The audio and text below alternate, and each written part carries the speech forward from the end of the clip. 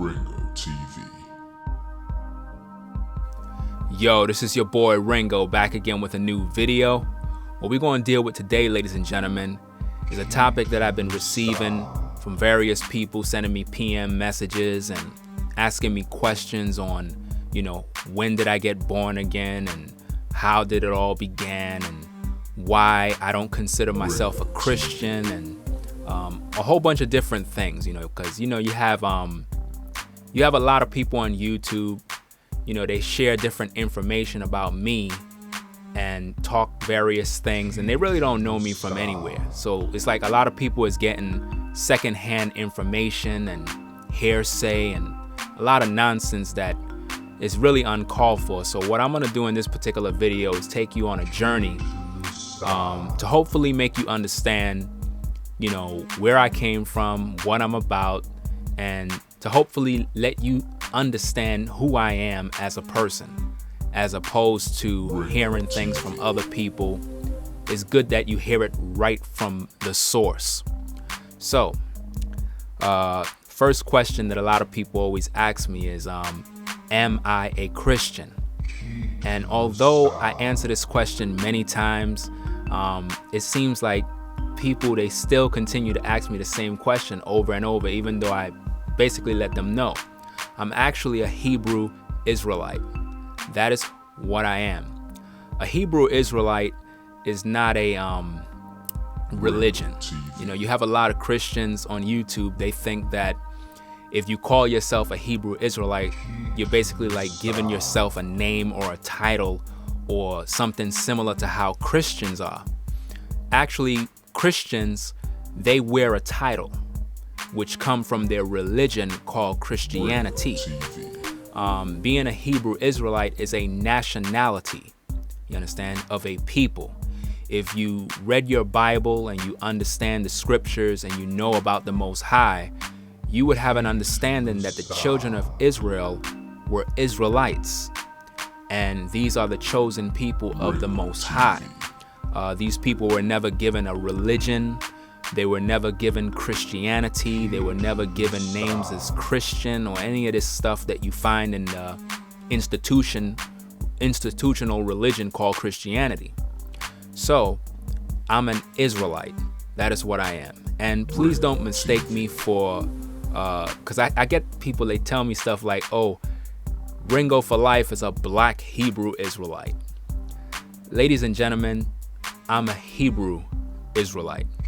You don't need to add black in the front or any of that other stuff, because when you start doing that, you're trying to compare me with other people you may see on YouTube, and it really is annoying when people try their best to associate me with these militant Hebrew Israelites that you see standing on corners cursing people out.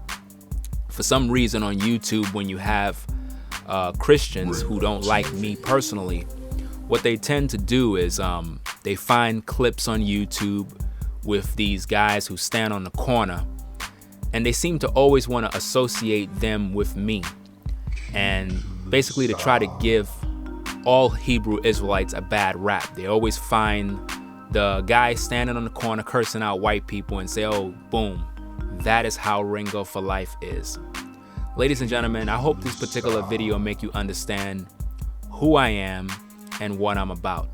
So the first thing I want to get into is, when did I get born again? A lot of people may want to know, when did Ringo for Life get born again? I mean, for crying out loud, this guy be on YouTube, he's exposing preachers. When did he get saved? Is he born again? Ringo for Life is not born again. These are things I get all the time. I hear people in topics, I hear people make videos, and they send me PM messages. If I show you my inbox with all the messages of people who ask me questions of, are you born again? I want to hear you say that you're born again. Ladies and gentlemen, you really have to begin to judge a tree by the fruit. A lot of times people are waiting for people to say, I'm born again. Well, just because somebody said they're born again doesn't mean they're born again. For example, in the world, a lot of people claim that they're saved. They claim that they follow the Messiah, but that doesn't mean that they follow the Messiah from the heart with actions from their life and actually bearing the fruit of righteousness. Doesn't mean that they actually follow him. So being born again is not just something I have to confess. It's something you should know by the fruits that I display. If you see me teaching truth, then it should make you understand that that is a fruit that come right from the scriptures. You understand? And it should be enough to let you understand if a person is following the Messiah or not. You understand? So now, when did I get born again? Well, actually, I got born again in the year of 1995. Yes, in the year of 1995, I can recall I was in, I actually was working in a barbershop in Brooklyn, New York, a very popular barbershop named King Cuts. It was around 37 and 38th Street on Church Avenue. Very popular barbershop. I was working there, and the barbershop basically had its time. I've been there for years, practically my entire teenage years. I actually started working from when I was about the age of 11, working in barbershops, believe it or not, at age 11. And I'm not talking about sweeping the floor. I'm talking about actually cutting hair. That was my trade that I actually learned from watching my older cousin cut hair in the apartment. And he would always cut hair, and I'm watching him make money, and I'm like, you know, I can make money doing the same thing. So it was coming on to like the school year, and my grandmother gave me, you know, some money to buy my school clothes and all that other stuff. And I was like, you know, let me go get me some clippers, you know. So I went down to the local beauty salon shop where they sell barber tools and all of that. And I walked in there and I asked them, you know, let me get a particular tool for cutting hair. And they gave me this waltz machine. It cost around probably like $30. It was the beginning stages. I didn't know nothing about Andy's Master Clippers or, you know, T outliners. I didn't know nothing about that at that time. So I just picked up the waltz outliner, the waltz barber trimmer, and said to myself, you know, I can make back all this money. So I went back to the block, called all my people, everybody that's from the block that needed haircuts, because obviously school is coming up and everybody's getting their clothes, trying to get themselves ready. So I told them, yo, come by me, man. I'm gonna cut your hair. Now, keep in mind, I don't know nothing about cutting hair, but they trusted me. And believe it or not, ladies and gentlemen, I kid you not. You know, I kid you not. I cut their hair so perfect, it was as if though I was doing this for years. And you could say basically I learned how to cut hair from watching my cousin cut hair. I mean, I literally would watch him trim and move the clippers and do this and that. And I just basically learned the trade. And then I eventually got me a job in a particular barbershop that was around Ditmas Avenue. Was there for about 2 years. Then I moved on out of there and got that job at King Cut Barbershop and was doing my thing there. The name Ringo actually came from my grandmother. She didn't like give me the name Ringo, but she would say little things like, you know, there you go, or oh, the phone keep ringing. And then I would go cut hair, because every time, like after I would finish cut hair at my job, I would come home and I would have like another job, because people would call me on my phone every minute, blowing up my phone, and the phone would ring, and then immediately I would go cut hair. So every time the phone would ring, I would go. Ring, I would go. My grandmother would always say, every time that phone ringing, you always going outside and going and cut people here. And then as soon as she would do that, it's like the name Ringo was just popping in my mind. Ringo, Ringo. And I said, you know what? That name sounds cool. I think I'm gonna keep that name. And even before I started calling myself Ringo, other people would call me Ringo, because my phone would be ringing and I would go. So that became my name, Ringo, throughout my neighborhood and all of that other stuff. So that is basically how I became a barber and the name Ringo came about. Now, while at the barbershop, as I was saying before, things were getting kind of rough. Times was getting hard. Business was slowing down. Anybody that's in the barbershop business, cutting hair, you already know how it is. Some weeks, you make, a load of money. And in some weeks, the days are slow. You cut a few people hair, and sometimes you only have enough just to pay for the chair, and you have a little something left for yourself to fall back on. So things was kind of rough. I went home kind of down because the company at the job was really going down. I mean, it was literally going to close down. So all the workers had to figure out what they're going to do. Now, me being that I'm a barber by trade, I already knew I had my little hustle on the side. So I was going to be making money regardless. You understand? But when you have your connection at your barbershop, you're able to build more of a clientele and expand your capacity. So to see the job go down, it was like a blow for a lot of us. And then again, at that time, although I was a young teenager, I didn't have no kids. I didn't have my own place. I didn't really have no big time, like responsibilities that I had to, maintain. But I was basically building my life. So it was very important to me. Other than that, the other barbers in the shop, they had kids, houses, and stuff like that. So they probably took the situation worse.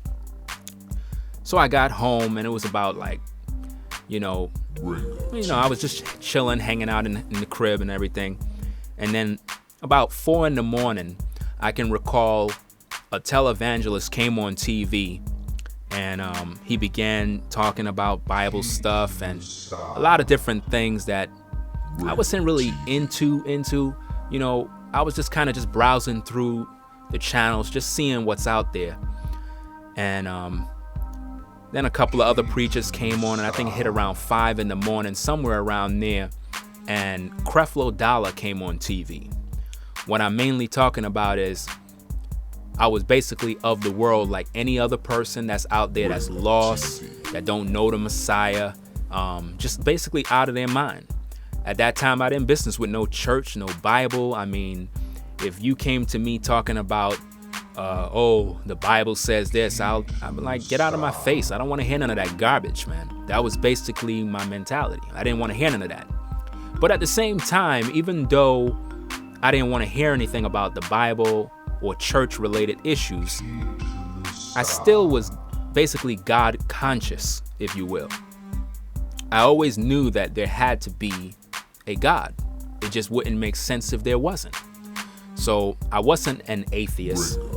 I was just someone who had a belief in God, had a desire to know him, but had no way of knowing him because basically what I saw from, growing up, people were just hypocrites. Practically everybody called themselves Christians. I mean, if you grew up in the, early 80s, 90s, you growing up, it seemed like everybody was going to church. You see what I'm saying? And as soon as they would come home from church, they would be cursing, acting crazy, doing a bunch of stuff, smoking, drinking, wilding out, 20 different sex partners, friends, just madness. So that is what I saw from various people. You see them coming with their church outfit and stuff like that. And it just disgusted me because I didn't want to have nothing to do with that. But when Creflo Dollar came on TV that particular night, I was, being that I was kind of down and stuff like that, he was basically talking about certain issues that it made a lot of sense what he was saying. And he said something along the lines of, if you were to die today, where would you spend eternity? Now, I didn't catch the full sermon of what he had to say. I kind of jumped into it. And when he said those words, it kind of dawned on me about, if I were to die, where would I go? I always heard about heaven, hell, and all this other stuff, but, I had no assurance if I'm really going to the right place. So, that's basically what he said, and I just kind of changed the channel because I wasn't really focusing on him. I was like, my mind was in somewhere else. And then I kind of turned it back and started listening to it again. And then I think probably I missed whatever he had to say. So the next day came in, I started listening to some more. And then my wife, who was my actual girlfriend at the time, she would come over, and various times I would be just talking. And it's like I would be quoting Bible verses right from the Bible. Never read the Bible, never looked at the Bible, don't even care. So she would open the Bible, and it's like she would just turn the pages, and automatically it's a scripture, and it's like I was just speaking about the very scripture, even though I never read the book. So that was kind of crazy and, a little bit of loony at the time. And we continued to watch Creflo Dollar on TV. I actually never attended no church in my area at all, never. I wasn't even thinking about that. I wasn't interested in that. So we watched Creflo every day, all the time. I mean, every morning we got up, we had to go watch Creflo Dollar. That was just the way things was at that time, because it was like, before I got born again, you have to understand that at that time I had no knowledge of the Bible. So when you hear people like particular ministers like Creflo Dollar, he have a way of speaking that will get your attention and make you you'll begin to listen to him, because he have a way of speaking that gets your attention, if you will.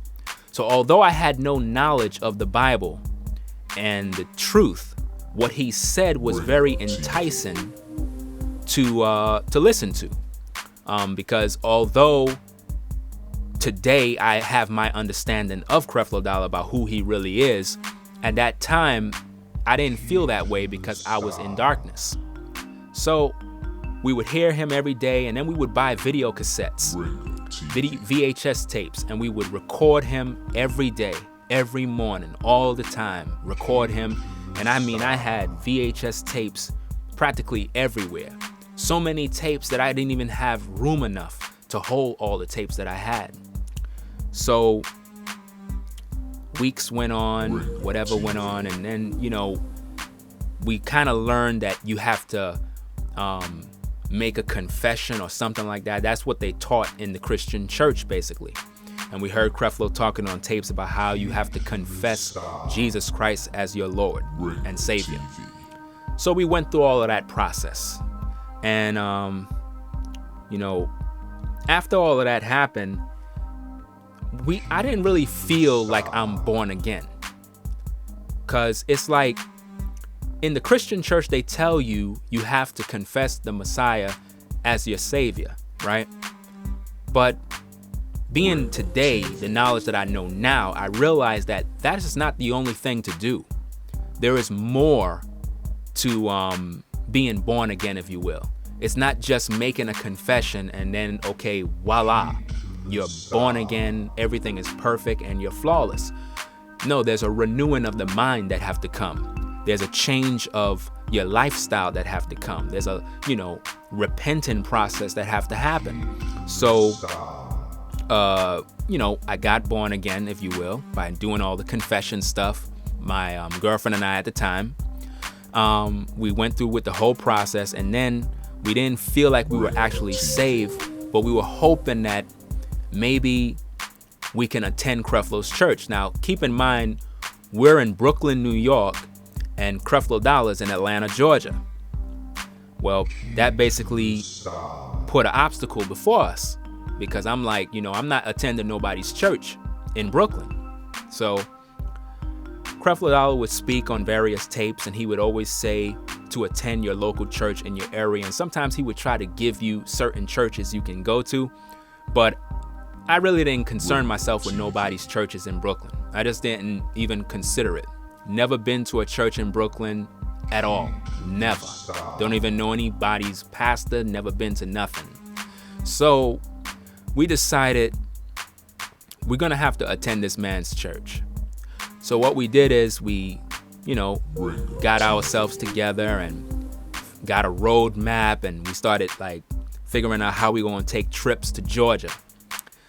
So we got ourselves a car, and we basically took trips. We went to Atlanta on various occasions to catch his sermons, go to various crusades, because I don't know exactly how Creflo Dollar's schedule is today, but back then he would always have a crusade at his church in various other places except New York, right?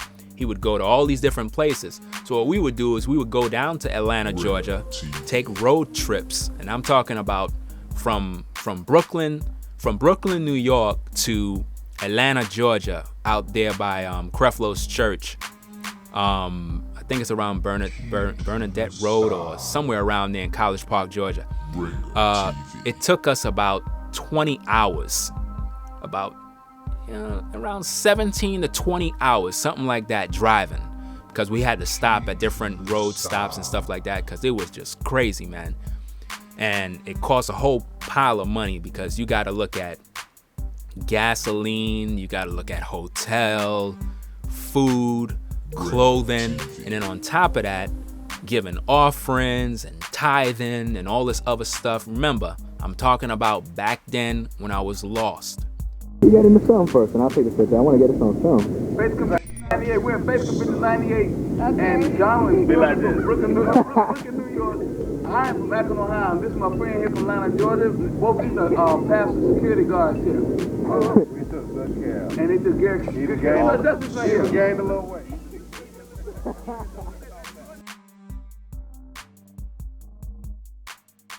So we did that over and over. We would go to Georgia, then we would come back. Then we would stay home, and it'd just be boring because we want to go back. Because, once you go there and you experience it, at that time, it was like, man, this is where I need to be. I mean, we even contemplated moving to Georgia on many different occasions. But every single time, things would come up and delays would happen, and we would put it off till another time. So Creflo Dollar would continue to talk and teach, and we buy cassette tapes, VHS tapes, and books. And we learning real fast. We're learning everything. I practically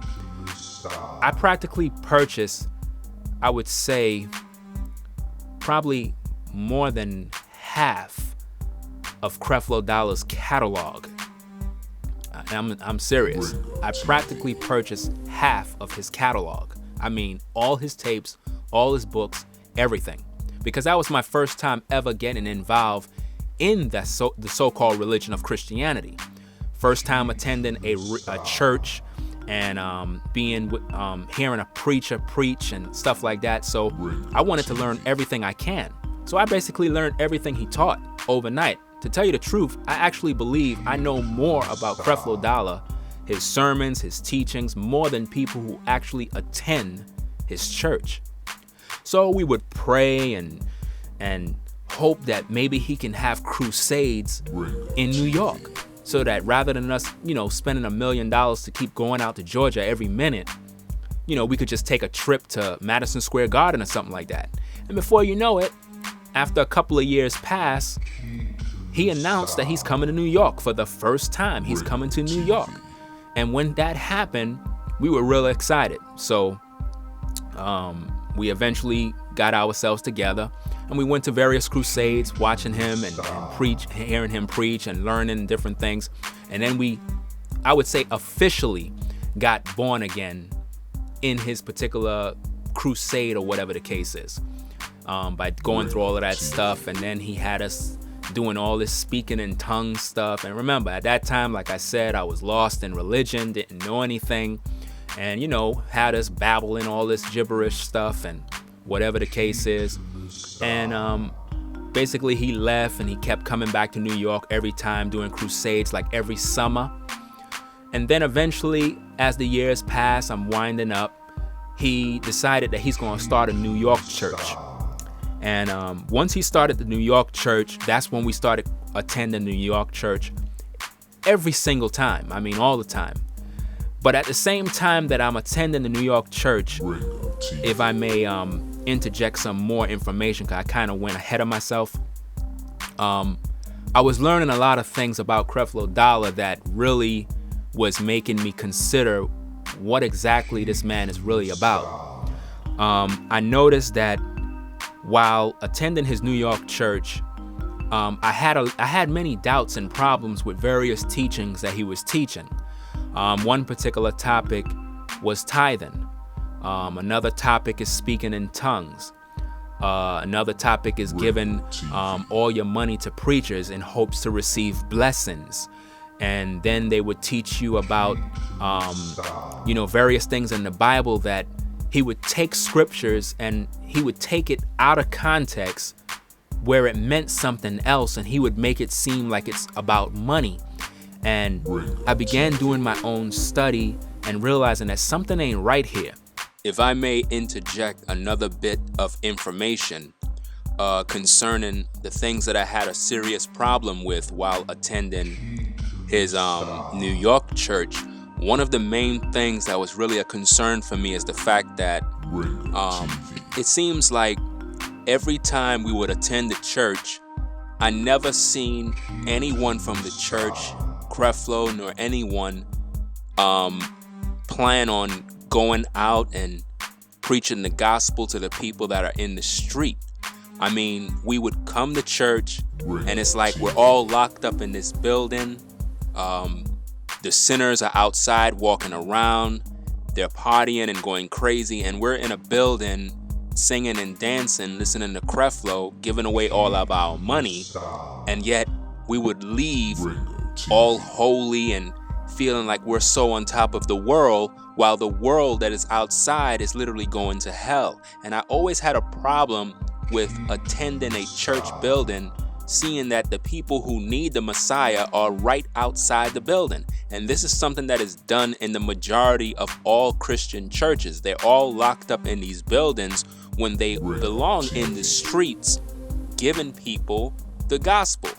And see, this is something that a lot of people really need to take into consideration, and not think that, oh, if a preacher don't have a church building, then something's wrong with him. No, they have these large buildings because these buildings are actually their businesses. So it's not something to mock someone because they don't have a large mega church, and you feel like, oh, because they don't have a large mega church, then whatever they have to preach or teach is not important. Just because you see someone standing on a corner preaching doesn't mean it's wrong. I only have a problem if someone's standing on a corner preaching and they're cursing people out and, acting crazy. That's not right. Now, some people could be on corners preaching truth, and at the same time, they're speaking a lot of other garbage that is really unnecessary. I'm not with all of that mess. You understand? So I had a problem with why we're not in the street getting people saved and teaching the truth and the gospel and different things.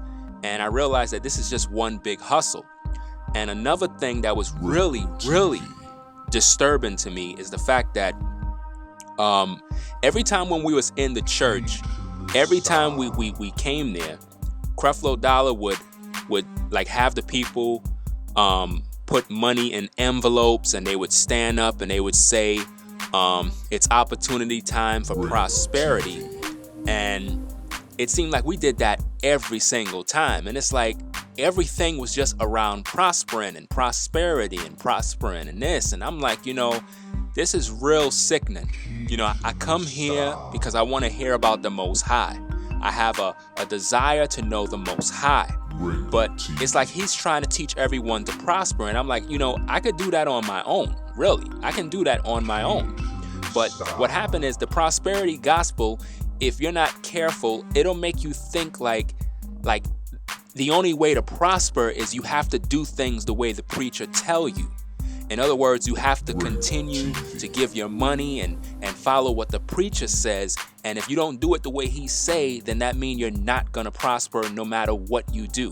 So the prosperity gospel is a very dangerous thing, because it can seriously alter your mind and your thinking and make you feel like you can't have any success at anything unless you're doing it the way the preacher says to do it. You understand? And another thing that was going on in the church that was really a disturbing thing to me is the fact that every week when Creflo would come to New York, we really had no church home. We would bounce from Madison Square Garden to some hotels, and then they would go to different various hotel areas, and they would have meetings in hotels. It's like we was just bouncing all around Manhattan, all over the place, and we had no place where that is an actual church, right? And what would happen is in all of these meetings, people would give thousands and thousands of dollars because Creflo was telling everybody that they're building a new mega church in New York, and this particular mega church is going to be the largest church that I think he have ever built ever. I mean, greater than the World Dome that he have in Atlanta. You understand? And this particular church, believe it or not, ladies and gentlemen, I have all the facts. This particular church is supposed to be valued at $100 million. I repeat, the church that Creflo's supposed to be building in New York, value at $100 million. And every single week in the church, he would have everyone raise their hand at this image of the amount of money that is needed, and he would tell us to say it's paid for and we have more than enough and the money is coming in from different sources and all this other, type of ritual stuff and confessions. He called it faith or whatever the case is. Really, it's just a bunch of name it and claim it. And we did that every single week. And I mean, ladies and gentlemen, the amount of money that people were pulling in, right?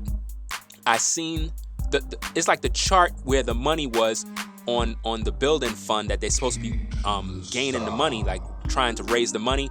That particular chart with the money, it just didn't go down. I mean, it's sitting there in the millions and millions. You understand what I'm saying? And I believe that around when I left, the chart was around probably 89 or something like that. 89 million is needed.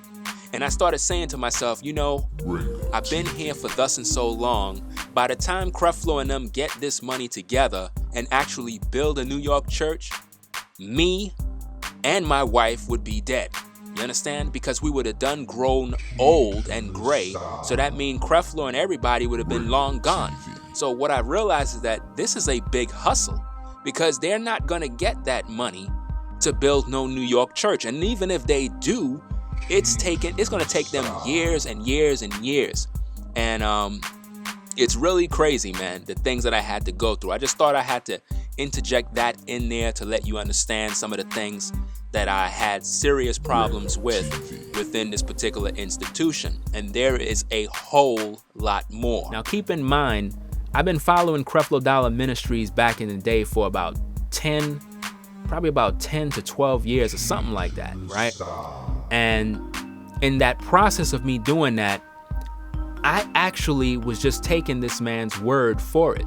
Because when you're in his church, you're not really going and doing your own research. And this is something a lot of people need to learn from my videos. A lot of Christians in these churches, they take the word of the pastor and they actually don't do their own study. They just take his word as the final authority because after all, that's the pastor. So I really didn't do no studying of my own. I would read the Bible here and there, but I actually never really checked up on various things he taught. So time went on and I just had so many doubts about various things because I'm looking at my Bible and it's saying one thing and then I'm watching him say another thing, and it just really got me frustrated. And when he started the New York church, something really popped in my spirit when I was hearing him preach. It's almost as if though Creflo Dollar,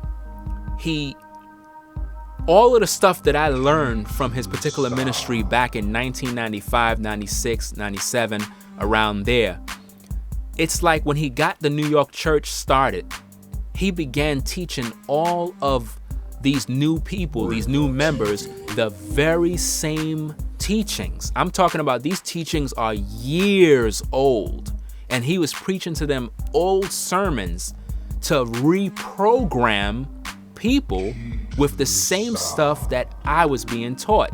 And it really, really got my attention that something ain't right here.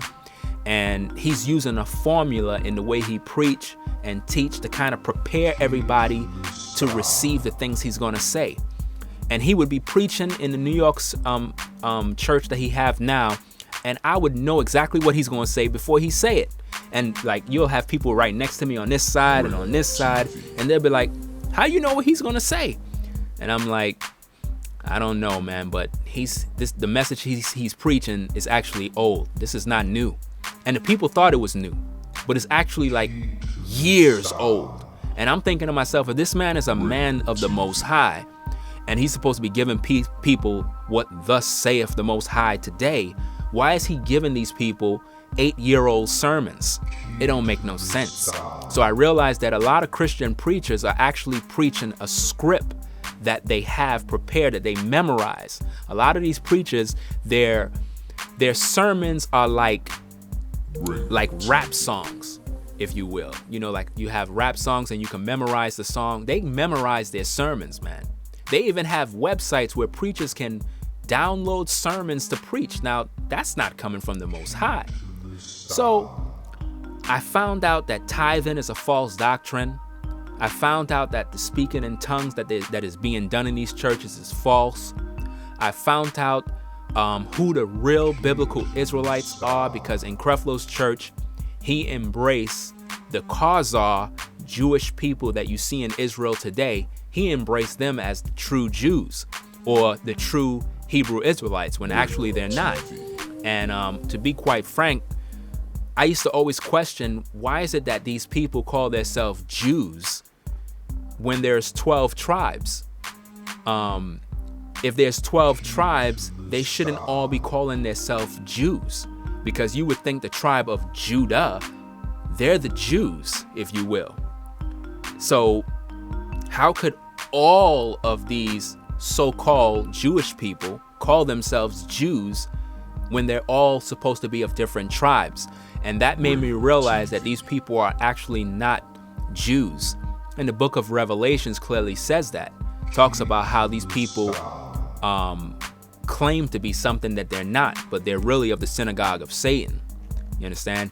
And I realized that Creflo, he never dug into these scriptures. He never got into the nitty-gritty of the truth of the Bible. And the more I studied on my own and learned, the more his you can say the blinders were coming off, and I began to see things different. I began to realize that, you know, I'm in the wrong place. This ain't right. This is a cult. This is something ain't right here. One thing you have to understand, ladies and gentlemen, when you're a part of Creflo Dollar's church, right, you're gonna be a part of the prosperity gospel regardless how you think. You understand? When I was in it, I can tell you the truth, man. It has an effect on your thinking, because it seems like everything Creflo Dollar teach, it revolves around prospering. So it's like all you hear is, you're gonna prosper this, you're gonna prosper that, you're gonna prosper here. And it makes you begin to follow every single principle he give you. If that be tithing, giving offerings, sowing into the minister, this, that. I mean, you'll do everything. Buy books on how to prosper and this and that. So it had me to the point where I'm giving all my money here, sowing seed there, doing this and that. And it really, really got out of hand, because like I'm giving all of this money, but I'm not seeing nothing happening. You understand what I'm saying? And it really, really bothered me. And if I were to give you like a sum total of approximately how much money Creflo Dollar Ministries took in just between my wife and I, by ourselves, due to books we purchased, taking vacations to Georgia, sowing seeds, tithing, this, that, all, you know, the whole Christianity lingo stuff, it would value more than $100,000. I kid you not. More than $100,000 was given into the ministry of Creflo Dollar. And when I look at it today, it really pissed me off, because I'm like, you know, I was real foolish at that time, real naive, didn't know the scriptures, was ignorant of the scriptures, just like many of you are today. You won't admit it because, you know, that's how most people are. They wouldn't want to admit that that they don't really know any better. So, you know, I would be in there and go through all these different things, seeing what's going on, and it really would bother me. There've been times I seen people in the church try to stand up to, I guess, to confront Creflo Dollar publicly about certain things he teach, and I would watch these people get up, and they would say stuff like, "You're false," or "You're this," or "You're taking all the people's money," and you know, I would be shocked because it really got the attention of the whole congregation. And as soon as that would happen, all this security would just rush in. I mean, they would just grab this person, lift them up, and escort them out. And Creflo would say, to pay that person no mind, they're basically, you know, it's a demon. They're trying to attack your pastor. And he had everyone believing that that person was full of devils and demons. And you know what? When I look at it today, those people did not have demons in them. They were not under no demonic influence. They were trying to express their concern about what Creflo Dollar is doing.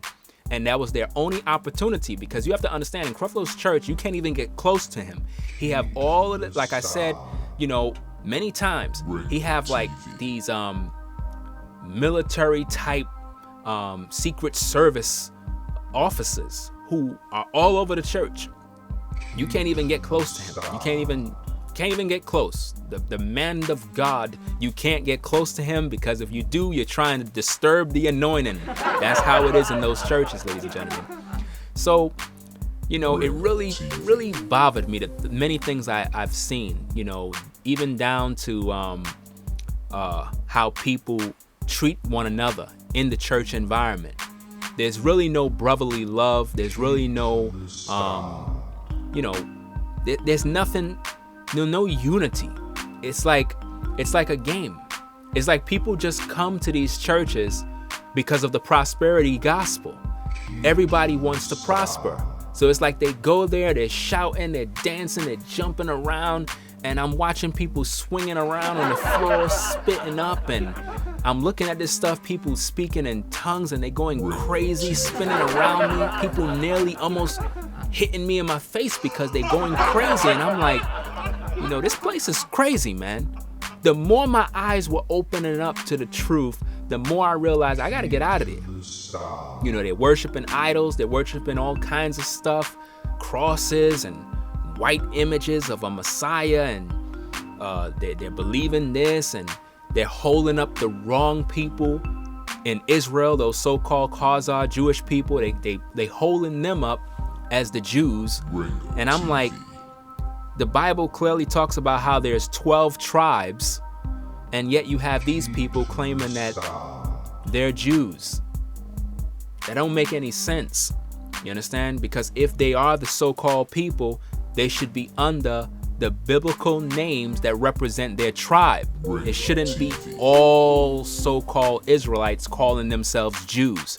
That don't make no sense, because the only people who can say that is the people who come out of the tribe of Judah. So I realized that Creflo Dollar hold these people up as the children of Israel. And when I look at my Bible, they don't fit what the curses say. The curses talk about how the real biblical Israelites, they're going to be the tail. They're not going to be the lender. They're going to be the borrower. When you look at so-called black, so-called Hispanics today, they're the tail. And I'm not talking about successful black people who made it in life in terms of financial prosperity, because just because you have financial prosperity doesn't mean you're still not under this curse. For some reason, black people feel like if they've been elevated, or they're a major league baseball player or a basketball player or some hip hop star, that they are no longer a part of the curse. No, you just have money, but you're still black, and you will always be under the whatchamacallit, the stereotypes. No matter what the world have to say about black people, if you are black, you are gonna be getting the same kind of treatment no matter how rich you are. Michael Jackson got it. O.J. Simpson got it. Every other athlete that is black, music star, whatever the case is, if they do anything wrong, the media would push them up and expose them and force them to apologize and kiss behinds in order to maintain their status. So it doesn't matter how much money you have, you understand? But see, that is the mentality that a lot of people have when they're in these particular Christian churches. It's all about prospering and gaining more. And that is what I've been seeing so much in Creflo Dollar's church, that it really made me think that these people are gone. And like I said, the curses, according to the Bible, that were supposed to be affecting the children of Israel, is they're supposed to be the tail. And Creflo Dollar, he would confess these particular scriptures as if though we're gonna all get blessings and be rich and wealthy, and he would only read the blessing part of Deuteronomy, and he would use the curse part to put fear in you that if you don't give to the ministry, give to the man of God, you're gonna be cursed. He took it all out of context. What he was supposed to do is show the people who are the children of Israel. You understand? Because when you look at the so-called Khazar Jewish people today, they run the Diamond District. Why do you think they call it jewelry? Jewelry. You understand what I'm saying? They control it. You understand? They control the music industry. They control the movie industry. Even the porn industry is run and controlled by so-called Jewish people. And I'm saying to myself, if these are supposed to be the children of Israel, the biblical Israelites, then how come they're on the top controlling all the banks, all the resources, and all the money, and financing wars? These people cannot be the children of Israel. Furthermore, what used to always bother me is the fact that I do not see so-called Jewish people on the front line on every corner preaching the gospel to see people get saved and all of that stuff. And I'm always wondering, they're always in their synagogue, but yet the whole world is passing by going to hell. And the only people who you see actually trying to come out there and preach is black preachers, Hispanic preachers, and so on. And I'm like, if these so-called Jewish people are the people of the book, shouldn't they be out there preaching the gospel to every man? But they're not doing that. They control all the wealth, they control all the resources, and when you look at the Bible and you read about the real biblical Israelites and how they was to go into captivity, they were supposed to be sold into slavery and brought to the Americas and all over the world by ships. And when you look at the so-called Jewish people, they don't match up. You understand? You have to conclude that something ain't right here. The scripture says that the children of Israel, they're going to be sold as bondmen and bondwomen. You understand? They're going to be scattered all throughout the earth. You understand? When you look at our so-called people today, they're all over the earth. They're in various religions. You'll have a particular family, 5 to 8 brothers, and each and every one of them is a part of a different religion. Now you tell me, something is wrong with that picture. So these things, ladies and gentlemen, you really have to consider. And all of this happened to me, and it made me really think about what Christianity really is. And from there, I did more studying on all the televangelists, and I realized they're all the same. It's like one big clique. They come on TV, they give people a bunch of inspiration, and they take your money.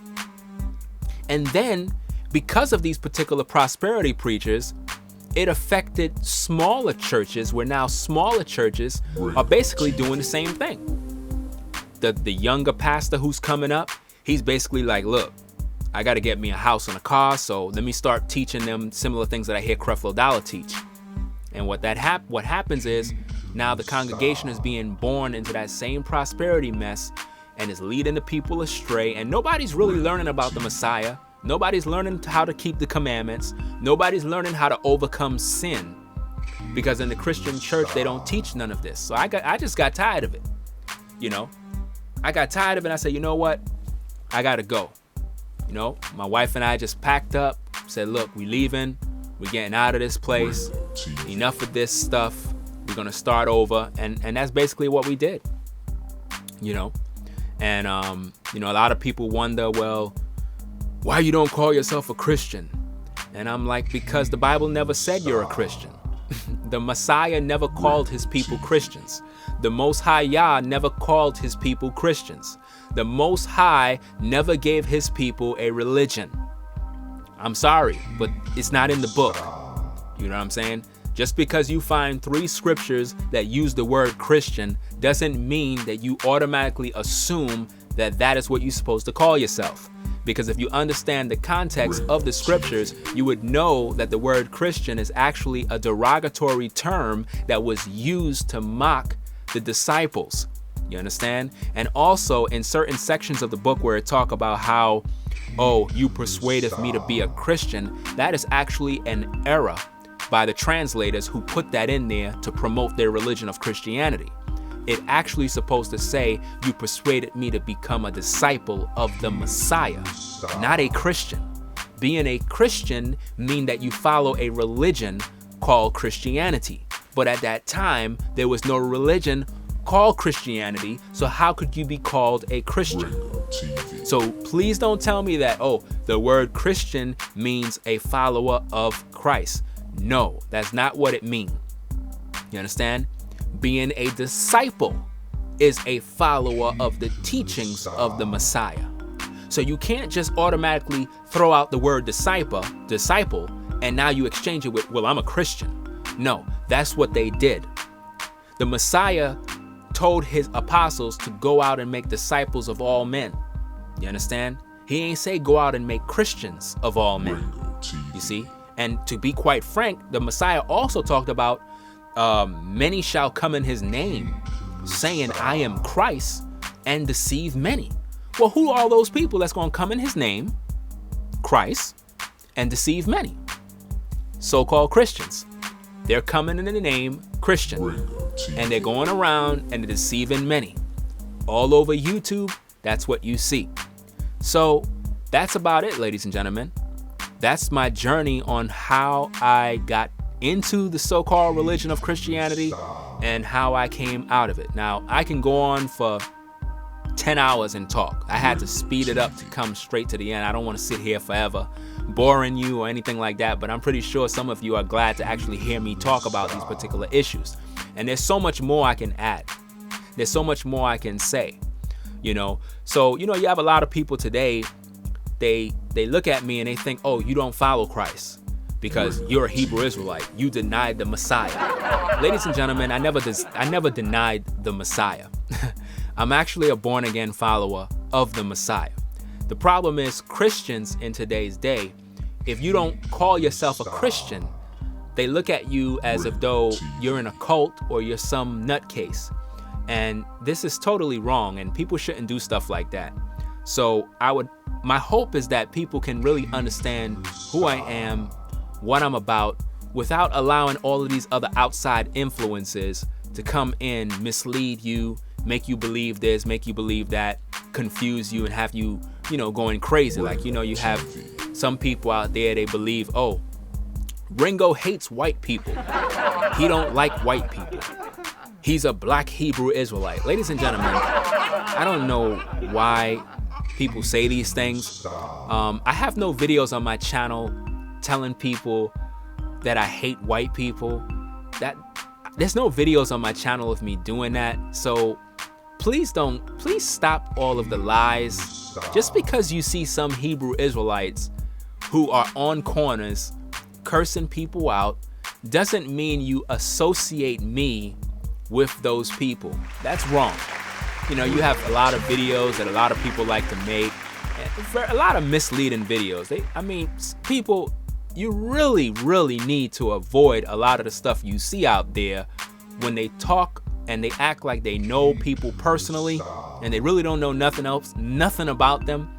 You know, like you'll have people, they try to associate me with these militant Hebrew Israelite groups and named GMS and all these different Hebrew Israelite, this madness, these guys, people I don't even know.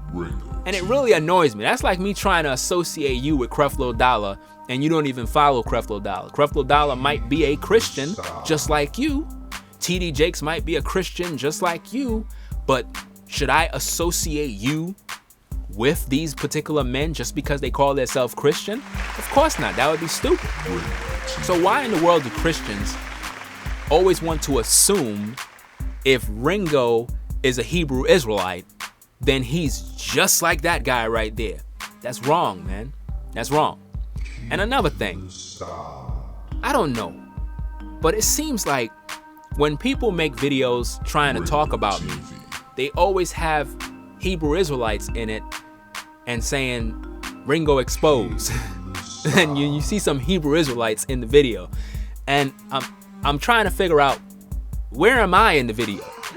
Because I'm not in the video. And see, that's why you need to be very careful, people.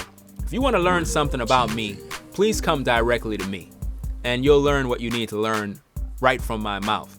I'm a Hebrew Israelite, so for all you people out there who assume that I'm a Christian, please read my channel. I have everything listed right there. And another thing, just because I'm a Hebrew Israelite doesn't mean that I don't follow the Messiah.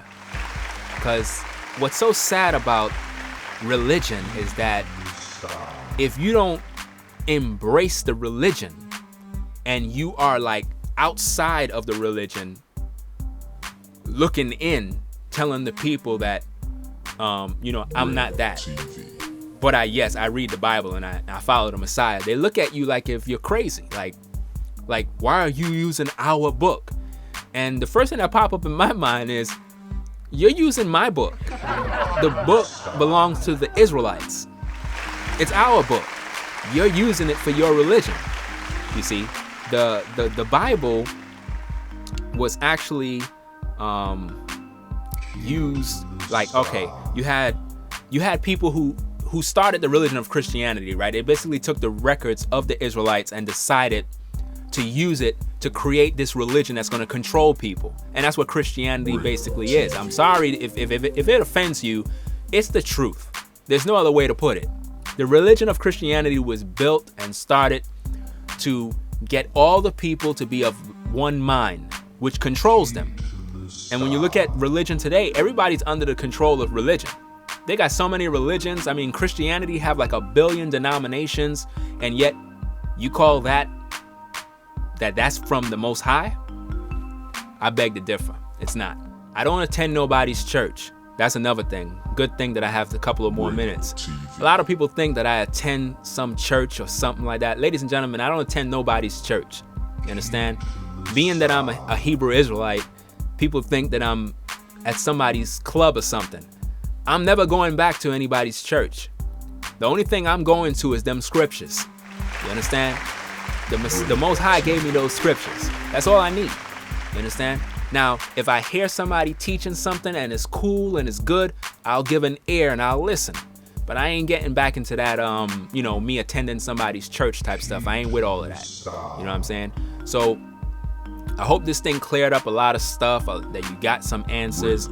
And for all you people out there who, you're pissed off and angry because you're like, wait a minute, so you're not a Christian? You're a Hebrew Israelite. You're just like those guys. You see, ladies and gentlemen, this is what I'm talking about. Number one, a tree is known by its fruit, ladies and gentlemen. By its fruit. If you see Hebrew Israelites standing on the corner, cursing out black women, cursing out the white man all day, and you automatically assume those are Ringo's people. Well, technically, every black person on earth who is of the nationality of the 12 tribes of Israel, you're technically my brothers automatically. Even my enemies are actually my brothers. They just don't know that. You understand? So, yes, they're technically my brothers in the truth, meaning as a nationality of people, we're all brothers and sisters. But don't associate me and then judge me because of their actions. You understand? In other words, every time you want to talk about an Israelite person, you want to associate me. No, what you should do is just talk about that particular person and leave me out of it. Because when you look at my channel, ladies and gentlemen, you don't see me hating nobody. You don't see me putting down white people. You don't see me cursing out black women. You don't see me standing on a corner. There is absolutely no videos on YouTube with me standing with anybody because I'm not a part of anybody's club. I'm not a part of anybody's clique. I'm not a part of none of this madness. I'm a follower of the Most High Yah. I'm into keeping his commandments. I'm into telling people about what the scriptures say. I'm into exposing false prophets and false teachers so that the majority of my brothers and sisters out there who are still trapped in the matrix of Christianity, the matrix of religion, will one day see the light and begin to come out. And for all you people out there who think I hate Christians, please stop all of that stuff. I don't hate Christians. What I hate is evildoers. So if you're a Christian and you do evil, then I hate what you're doing. If you're a Hebrew Israelite and you do evil, then I hate what you're doing. That's what I hate. I don't hate people just to hate people. You understand what I'm saying? Even the Most High have people who he hate. That doesn't mean I'm supposed to hate them. Just because the Bible says that, you know, the Most High hate Esau, that doesn't mean that I have to hate all white people. You understand? That's the Most High's business. You understand? So for all you people out there who want to go around saying this and saying that and try to make people think that I'm this monster, for all the people who view these type of particular people, always consider the source. Because if you didn't hear it from my mouth, if you didn't see it from my page and my videos and the fruit that I display, then what you heard is a lie. So with that said, ladies and gentlemen, I'm gonna wrap it up. I hope this video here encouraged some people to understand me a little bit better, because, you know, people don't really know me. Nobody on YouTube actually know me to even talk about what I do, because they don't really even know anything about me. But I hope that this video will get some of you people who send me 1,000 PMs asking me questions every day. I hope this will help you out to make you understand where I'm at. I'm a follower of Christ, like I said. I obey the scriptures. I'm not into the religion of Christianity. I don't follow no pagan religion. I don't follow all this cultish stuff that you guys out there in that religion follow. All your Christmas and your Easters and all these different things. There's so much, man. You got your crosses. You got your Caesar Borgia images in your church. You got all this mess that you believe in. I'm not into none of that. I'm into the Bible. And I'm into them scriptures and obeying them commandments. That's what I'm into. So with that said, I'm out. Peace.